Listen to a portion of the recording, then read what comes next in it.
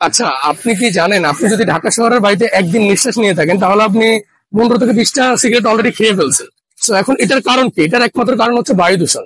আমরা এখন দেখতে পাবো যে এখন আমরা আছি গুলশানে, কিন্তু প্রবলেমটা হচ্ছে এখানে আমরা অনেক ওপেন স্পেস পাচ্ছি বা আমরা হচ্ছে এখানে বিভিন্ন ধরনের গ্রিনারি পাচ্ছি, বাট আমাদের ঢাকা শহরে, পুরো ঢাকা শহরে কিন্তু এই সিনারিটা সেম না। আমাদের গ্রিনারি কমে যাচ্ছে, আমাদের হচ্ছে বায়ু দূষণটা অনেক বেড়ে যাচ্ছে। যেমন দেখেন যে আমি এখন মাস্ক পরে আছি, কেন পরে আছি? কারণ বর্তমানে ঢাকার যে এয়ার কোয়ালিটি ইন্ডেক্স, সেটা পুরো পৃথিবীতে সবচেয়ে লোয়েস্ট ইয়েতে আছে। সো এটা একটা ন্যাশনাল ইমার্জেন্সি বলা যেতে পারে। সো আপনারা যদি নিজেদেরকে সেফ রাখতে চান, সেটা এয়ার কোয়ালিটি থেকে হতে পারে, নয়েজ পলিউশন থেকে হতে পারে, আমাদেরকে বিভিন্ন ধরনের ইনিশিয়েটিভে যুক্ত হতে হবে। তো এখন আমরা যাচ্ছি ঢাকা উত্তর সিটি কর্পোরেশনের একটি প্রোগ্রাম হচ্ছে, যেখানে ঢাকা উত্তর সিটি কর্পোরেশনের মেয়র আমাদের ঢাকাকে কিভাবে বাসযোগ্য করা যায়, কিভাবে আরো অপরিকল্পিত নগরায়নটা আমরা এখানে রোধ করতে পারি। এবং আমরা যারা ইউথ আছি, আমরা যারা এই বিভিন্ন অর্গানাইজেশনে কাজ করতেছি, সোশ্যাল বিভিন্ন কাজে, তারা কিভাবে সেখানে কন্ট্রিবিউট করতে পারি।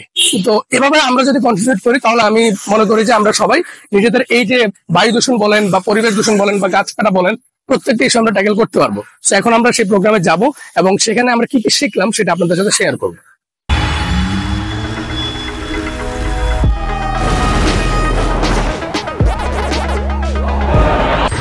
আচ্ছা, এরপরে আমরা প্রোগ্রামটাতে জয়েন করলাম। প্রোগ্রামটাতে আমরা জয়েন করার পরে আমরা অনেকগুলো বিষয় নিয়ে জানতে পারলাম, যেগুলো আমি হয়তো আগে অবহিত ছিলাম না।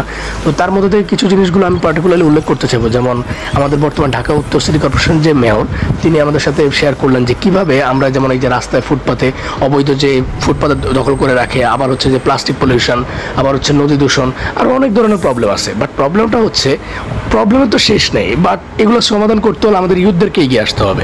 তো এই ডায়ালগটার উদ্দেশ্যটাই হচ্ছে বিভিন্ন অর্গানাইজেশন থেকে আমরা যারা ইউথরা আছি তারা এখানে আসবে, আমাদের যে থটসটা সেটা আমরা অথরিটির সাথে শেয়ার করব এবং আমরা মিলে কাজ করব।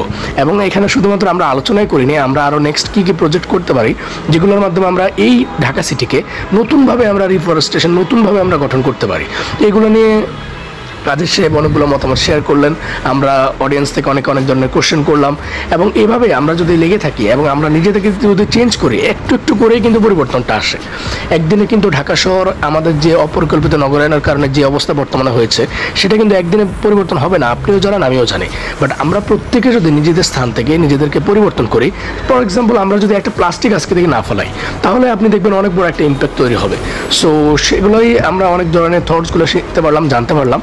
আর ওখানে আমরা ইফতারটাও ওখানেই ডিএনসিসির অডিটোরিয়াম আমরা সেখানে করছি। সো ওভারঅল আমি যদি বলি, আমার অনেক ভালো একটা দিন গিয়েছে, যেখানে আমি নতুন নতুন জিনিস নিয়ে জানতে পারলাম, যেগুলো নিয়ে আসলে আমাদের প্রত্যেকের জানা উচিত এবং শুধুমাত্র জানা না, আমাদের প্রত্যেকে সেটা মানা উচিত।